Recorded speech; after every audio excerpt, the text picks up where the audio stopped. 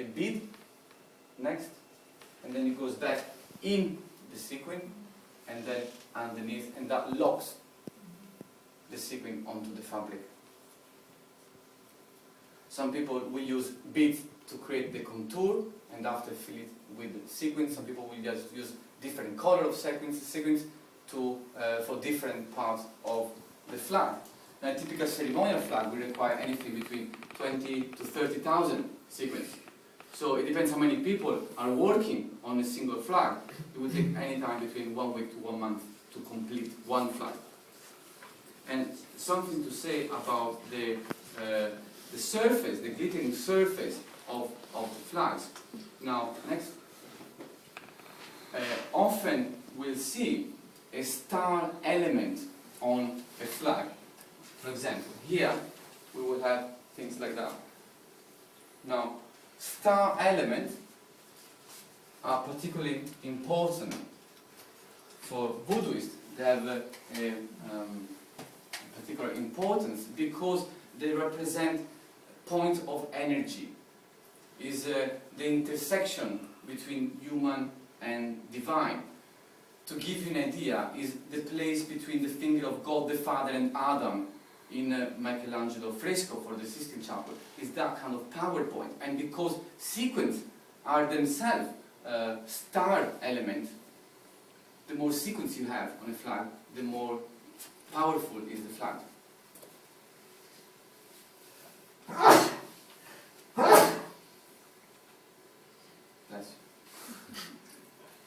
So what are the design and the themes on the flags? Now, every flag will have will represent a god, and the god will be represented either with the velvet. Now, a velvet is an abstract geometrical symbol, geometrical diagram, such as those, for example. That's the velvet. Those are 3 velvet. Or otherwise, a god can be also represented anthropomorphically with all his attributes. As I said at the beginning, the flag is an invitation for the gods to come and participate in the ritual, but it also represents the acceptance of the god. And because of this, the importance of this function, Voodoo flags needs to be made as beautiful as possible, and they're also very costly. It's not uncommon that a temple goes bankrupt in order to create a flag.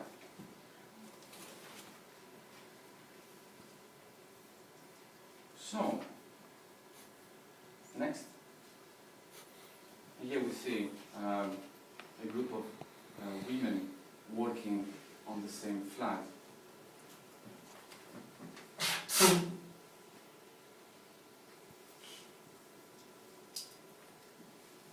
So, when I mentioned that the gods, the Loa, can be represented anthropomorphically, where did the Haitians got the visual representation for those gods?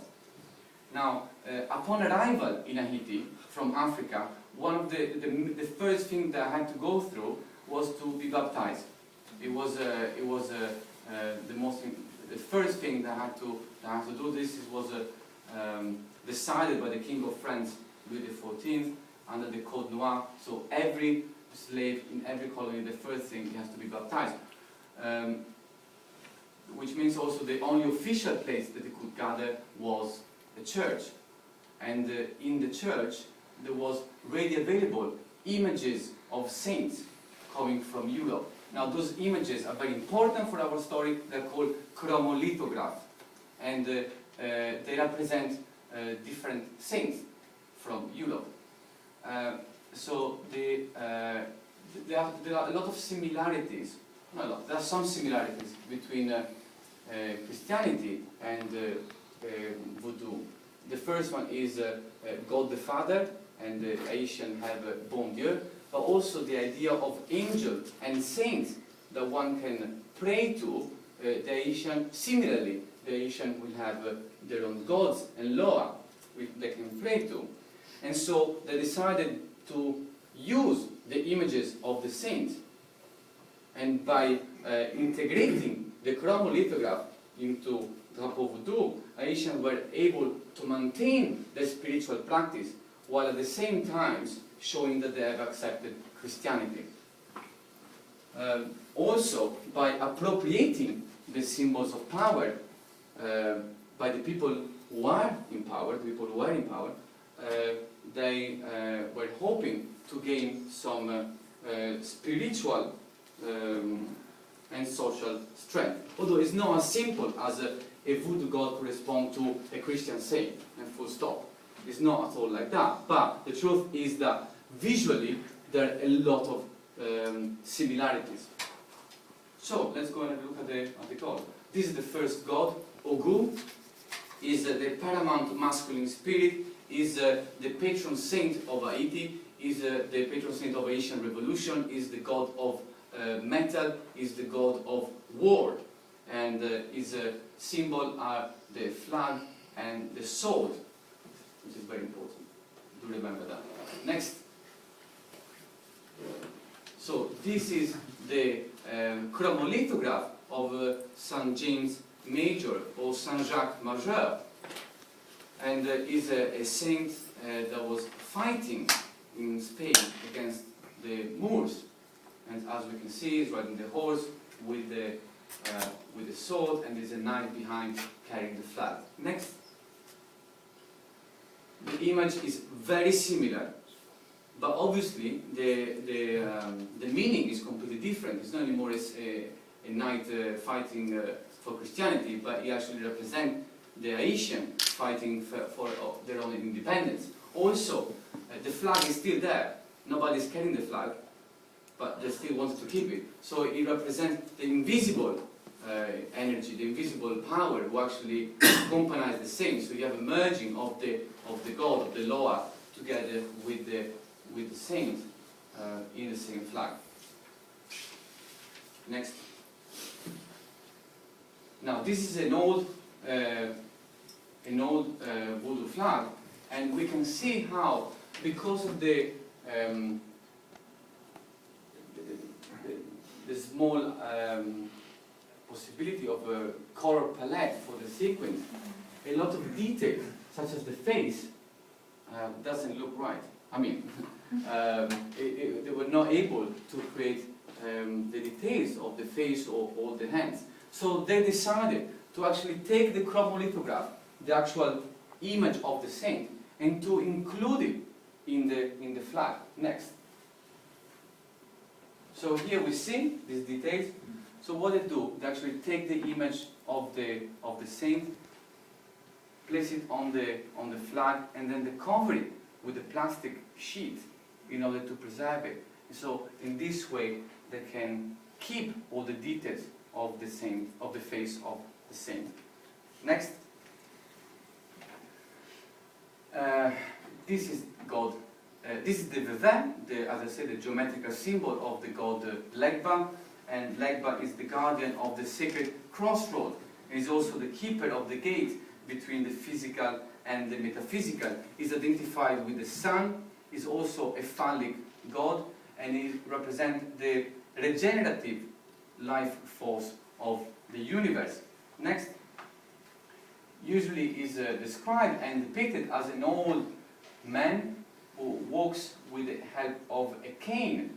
Now the cane, of course, has the phallic connotation, but he also represents the potomiton.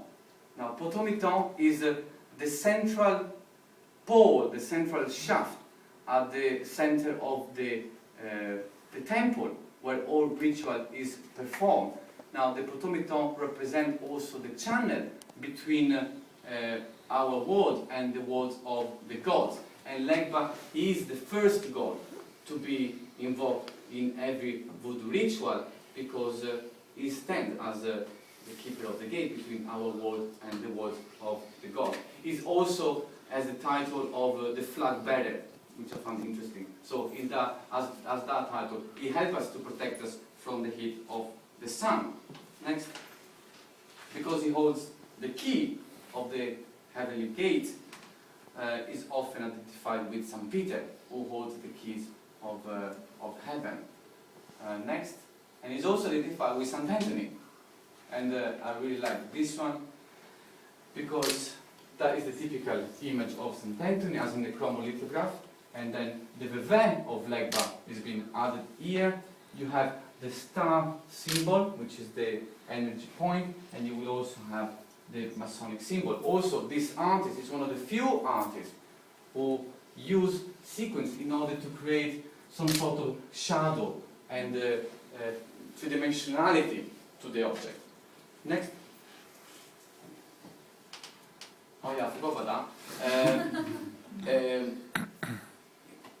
When I was there, it was interesting because every time I mentioned Legba, people were really scared because all Christian groups who operate in Haiti at the moment and trying to destroy the practice of Vodou have decided that Legba is the devil, and so is not anymore the sun god or the phallic deities, but actually devil, Satan. So when I found this this page from a 1994 newspaper, American newspaper, just after the American invasion of Haiti, I couldn't resist. So, next. This is a flag honoring Dambala and Aida Wedo, who are the mother and father of the cosmos. They represent the principle of birth and creation, and if Legba was the regenerative force of the universe, Dambala is the life, the dynamic life force of the universe. Next. They are represented as two snakes, or a snake and a rainbow, who create the egg of life, from which all life originates. And in this case, the artist was very clever because to give the rainbow effect, he just used different color sequence for the snake. Next.